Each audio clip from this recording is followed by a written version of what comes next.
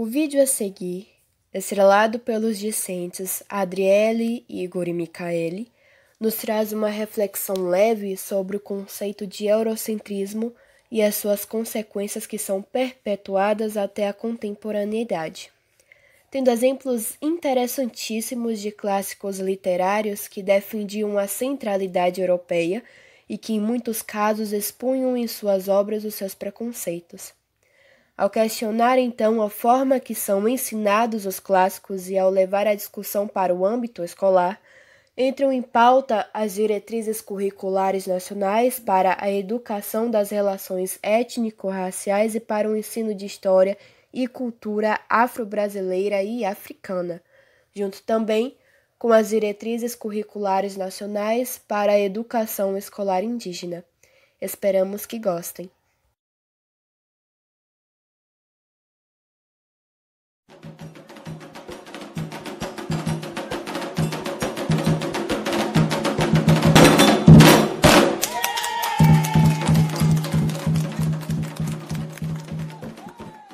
Bom dia! Está começando mais um programa A Volva com Gongurá e o tema de hoje será a influência do eurocentrismo na sociedade, na literatura dos clássicos das filosofias e as ciências sociais. E hoje comigo está a professora doutora Micaele Dias. Bom dia! Eu quero agradecer pelo convite e dizer que é um prazer estar aqui para participar dessa conversa com vocês. E também a professora doutora Adriele Cardoso. Obrigada, Gongurá Pessoa. É um prazer estar aqui com vocês essa manhã. E para dar início ao nosso bate-papo interativo, temos que trazer o conceito de eurocentrismo, onde euro significa a Europa e centrismo o centro. Ou seja, a visão da Europa como o centro do mundo, né? A forte herança cultural da Europa no mundo vai gerar a visão eurocêntrica. Isso vem desde a colonização das Américas, né? Outro fator foi a Revolução Industrial, que fez com que a Europa saísse na frente de vários outros continentes. Doutora Micaele Dias, qual o impacto cultural nas outras sociedades? Como o eurocentrismo refletiu na sociedade, nas outras sociedades? Bom, isso não é algo assim que a gente possa considerar mensurável, não é? Até porque há uma grande mistura de culturas, entendeu? Há a mistura da cultura interna de determinado território com a cultura externa. Um exemplo disso seria realmente a cultura dos Estados Unidos, que reflete mundialmente hoje fast foods, música pop, entende? Então não é algo mensurável. A gente pode dizer realmente que muitas dessas culturas dos países colonizados foi-se perdida, como no Brasil, por exemplo, várias línguas foram perdidas. O Brasil hoje em dia tem 2 línguas oficiais, que seriam o português e a língua de sinais, mas línguas como Banto ou Fayê não são faladas mais hoje em dia. Então, assim, uma desvalorização da cultura nacional. Então, professora Micaele, eu pesquisando sobre o assunto, teve uma frase que me chamou bastante a atenção, que é: o eurocentrismo criou o racismo. O que você acha dessa afirmação? É certo afirmar isso? Na verdade, eu diria que essa frase é uma frase um tanto pretensiosa, não é mesmo? Porque eu não diria que a Europa criou o racismo. Na verdade, ao longo da história da humanidade, o ser humano sempre buscou uma forma de justificar hierarquias, entendeu? Aristóteles, por exemplo, defendia a ideia de que cada ser humano tinha uma essência diferente e que ele deveria ocupar um lugar referente a essa essência. Então eu não diria algo como a Europa criou o racismo, porque a ideia de superioridade sempre existiu. Mas o eurocentrismo não influenciou, não causou muita influência no território africano, por exemplo? Não é correto afirmar realmente o eurocentrismo. A Europa teve grande influência no território da África. A colonização da África foi algo assim muito pesado, eu posso usar esse termo. Então, a Europa realmente teve grande influência na história da África, em seu território, entendeu? Porém, eu não usaria a frase a Europa criou o racismo. Adentrando um pouco mais em minha pesquisa sobre o eurocentrismo, eu me bati de frente com a figura de Sarah Baartman, né, que ficou conhecida como a Grande Vênus Negra, né? Isso me remeteu e me mostrou o quanto o povo africano foi inferiorizado pelo povo europeu, né? que ela foi levada para a Europa para ser exposta em um circo como se fosse uma coisa, uma aberração, né? Sim, isso é um ponto de discussão muito importante, pois a história da Vênus Negra ela se passa numa época em que a Europa estava sob a influência de fortes teorias raciais, entendeu? O racismo científico ele tentava provar por meio da ciência que os negros eles eram inferiores aos brancos, então eles faziam coisas como medição de crânios e esse tipo de coisa. O cientista César Lombroso mesmo, ele afirmava que você poderia reconhecer um marginal pelas características físicas dele, pela fisionomia, você poderia dizer se essa pessoa tinha tendência a se tornar marginal ou não. E a história da Vênus Negra, nesse contexto, ela é muito triste, é realmente desumano. Tem um filme sobre isso até, em que eles expõem partes do corpo dela, dando um spoiler aqui já, mas eles expõem partes do corpo dela para provar cientificamente que ela era inferior ao povo branco, ao povo ariano, entende?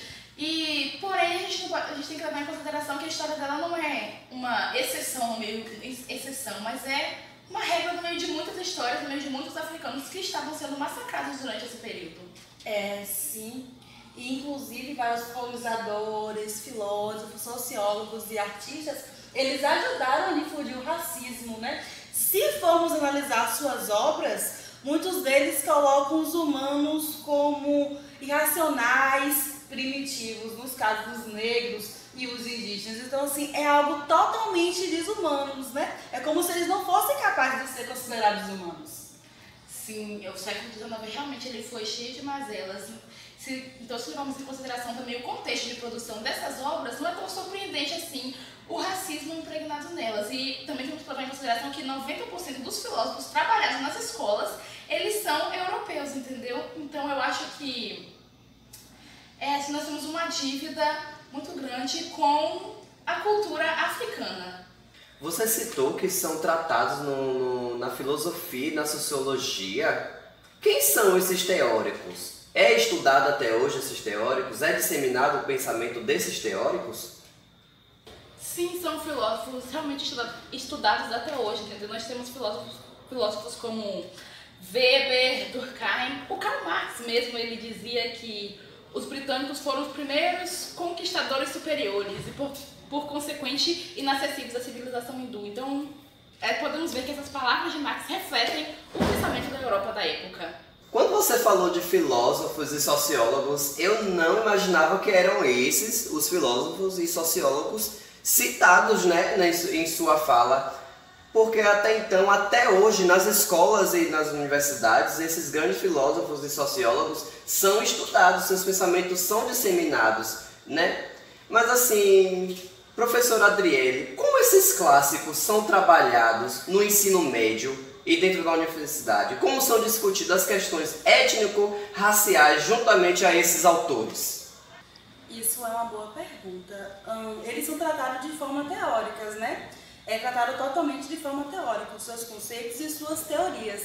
Não é levantado um questionamento crítico, né? O questionamento em si ele não é levantado, pelo menos na maioria das vezes. Então, assim, em relação às questões étnico-raciais, elas são trabalhadas de alguma forma na sala de aula. Elas têm que ser trabalhadas de alguma forma na sala de aula, até porque isso é lei. As escolas e os professores têm que tratar dos assuntos dos negros e dos indígenas. Então, assim, pelo que eu percebo, mediante aos meus estudos, mediante o meu conhecimento de mundo, é que é tratado da maneira, eu diria que não errada, mas não da maneira que deveria ser tratada. São tratadas de forma estereotipada, né? Os indígenas e os negros, eles ainda são muito estereotipados dentro das escolas. Você citou a questão da lei, né? De que isso é previsto na lei. Você pode adentrar mais um pouco no assunto? Que lei é essa? São leis só para os indígenas? São leis só para negros? Ou está tudo junto? Você poderia falar mais um pouco sobre o assunto, sobre essa lei? Claro que eu posso falar. A Lei de Diretrizes e Bases Históricas e Culturas Afro-Brasileiras e Indígenas foi criada em 1996 e modificada em 2003. A professora doutora Petronila Beatriz Gonçalves Silva, negra, ela foi relatora do parecer sobre a lei de número 10.639/2003. que estabeleceu a obrigatoriedade do ensino da história africana e afro-brasileira na educação básica. O professor Dr. Jesse Baniwa, indígena, esteve à frente da coordenação da educação de escola indígena no Ministério da Educação. Muito importante isso, foi eles estarem à frente dessa lei, né? Porque ninguém mais do que eles para entender do assunto. Até porque doutora Petronilha é uma negra tratando de assunto do seu povo. E doutor Baniwa, né? O indígena, tratando da questão indígena. E por falar de indígenas, doutora Adriele, em que consistem essas diretrizes? Qual a base da diretriz para o povo indígena? Como eles são tratados em sala de aula, em universidades, por exemplo? Basicamente, o ensino da história afro-brasileira, africana e indígena no Brasil, sempre foi, mesmo que por alto, lembrado na sala de aula. Essa lei, ela torna obrigatório o ensino dessas histórias e culturas africanas e indígenas em todas as escolas, sendo elas públicas ou particulares, do ensino fundamental ao ensino médio. Para entender melhor o que eu disse anteriormente sobre os estereótipos, irei colocar o exemplo da palavra escravo.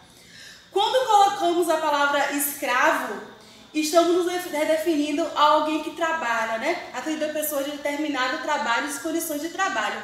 Então, sem o trabalho e sem as condições de trabalho, as palavras escravo não seriam colocadas da maneira que deveria, porque não teria praticamente sentido. Então, assim, muitas das vezes na sala de aula, nos referimos a escravos africanos. Isso é errado, isso é um equívoco, é totalmente errôneo. Porque ninguém é escravo, não se pode naturalizar essas condições. O termo correto seria dizer, as pessoas foram e são escravizadas. Então, a Lei 10.639/2003, ela diz que os professores devem ressaltar essas culturas como constituintes e formadores da sociedade brasileira. Então, assim, o que a gente vê no Dia do Índio, pinta as crianças, os adolescentes, no Dia da Consciência Negra também. Só que é mais do que isso, tem que inserir os indígenas e os negros como parte da cultura brasileira, porque eles fazem parte da cultura brasileira. Para isso, né, precisa de uma abordagem menos estereotipada. E permitir essa abordagem menos estereotipada fica por conta dos professores. Nós, professores e futuros professores, não é? Exercemos um importante papel no processo da luta contra o preconceito e a discriminação racial no Brasil. E podemos começar isso, e começamos isso, dentro da nossa sala de aula. Como podemos perceber no programa de hoje, tratamos do eurocentrismo, né? A visão eurocêntrica de toda a questão social de um povo, de vários povos, né? E nas minhas pesquisas também eu pude me deparar com a escritora Chimamanda Ngozi, né? Que em seu discurso ela cita que há um problema de existir uma história única. E o que ela quer dizer com isso? Se a gente pegar apenas a visão eurocêntrica contada por estas pessoas, a gente vai saber apenas aquela versão. E esses bate-papos interativos faz com que possamos entender melhor a história, como tudo se deu, sabermos um pouco da lei, um pouco das diretrizes, né? Gostaria mais uma vez de agradecer a ilustre presença da professora doutora Adriele Cardoso e a professora doutora Micaele Dias. E esse foi mais um programa A Vova com Gongurá. Tenha a todos um bom final de semana.